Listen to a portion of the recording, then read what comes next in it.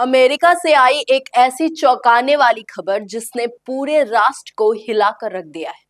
राष्ट्रपति Donald Trump के बेहद करीबी और कंजर्वेटिव युवा नेता चार्ली किर्क की खुले मंच पर गोली मारकर हत्या कर दी गई है। 10 सितंबर की दोपहर युवा वैली यूनिवर्सिटी एक डिबेट सेशन चल रहा था।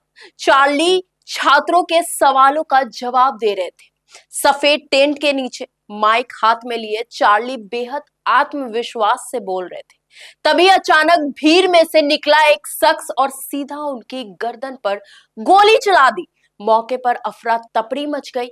लोग चीखते भागते नजर आए। सिक्योरिटी गार्ड्स ने फौरन चार्ली को अस्पताल पहुंचाया, लेकिन डॉक्टर्स ने उन्हें मृत घोषित कर दिया। इस घटना का पूरा वीडियो सोशल मीडिया पर तेजी से वायरल हो रहा है, जिसमें साफ दिखता है कि एक सवाल का जवाब देते हुए अचानक गोली चलती है और चार्ली जमीन पर गिर जाते हैं।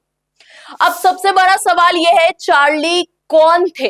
चार्ली किर्क का नाम अमेरिकी राजनीति में किसी परिचय का मोहताज नहीं था। सिर्फ 18 साल की उम्र में उन्होंने अमेरिका का सबसे बड़ा conservative youth movement turning point USA शुरू किया। उनका मकसद था अमेरिकी युवाओं को कंजर्वेटिव विचारधारा से जोड़ना और उन्हें राजनीति की मुख्य धारा में लाना। कॉलेज कैंपस से लेकर नेशनल टीवी तक हर मंच पर उन्होंने अपनी आवाज बुलंद की। वो सिर्फ ट्रंप समर्थक ही नहीं बल्कि उनके करीबी सलाहकार भी माने जाते थे।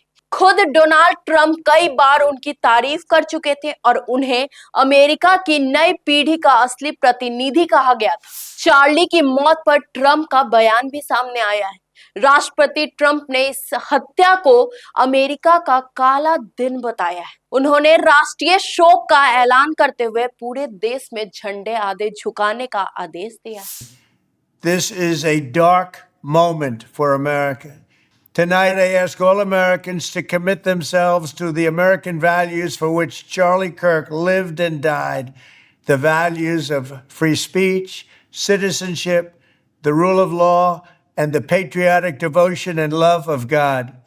ट्रंप ने सोशल मीडिया पर लिखा, महान चार्ली किर्क अब इस दुनिया में नहीं रहे। अमेरिकी युवाओं को उन्होंने बेहतर कोई नहीं समझ पाया। साथ ही इस हत्या ने अमेरिका में गन वायलेंस और राजनीतिक हिंसा की बहस को और तेज कर दिया है। पुलिस ने एक संदिग्ध को हिरासत में लिया था, लेकिन घंटों पूछताछ के बाद छोड़ दिया। अब एफबीआई और सुरक्षा एजेंसियां असली हमलावर की तलाश में जुटी है।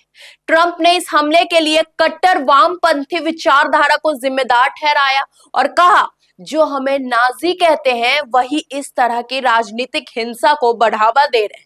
वहीं पूर्व उपराष्ट्रपति कमला हैरिस ने कहा, अमेरिका में राजनीतिक हिंसा के लिए कोई जगह नहीं। चार्ली ने अपने करियर में लगातार युवाओं को जोड़ा था।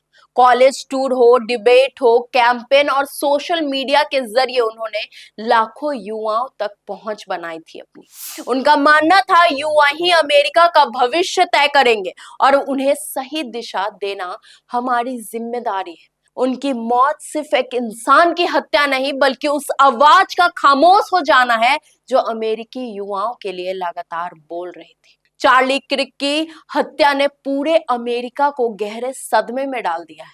सवाल सिर्फ एक है, क्या दुनिया की सबसे बड़ी लोकतांत्रिक ताकत अब गन हिंसा और राजनीतिक हमलों के बोझ तले चरमराने लगी है?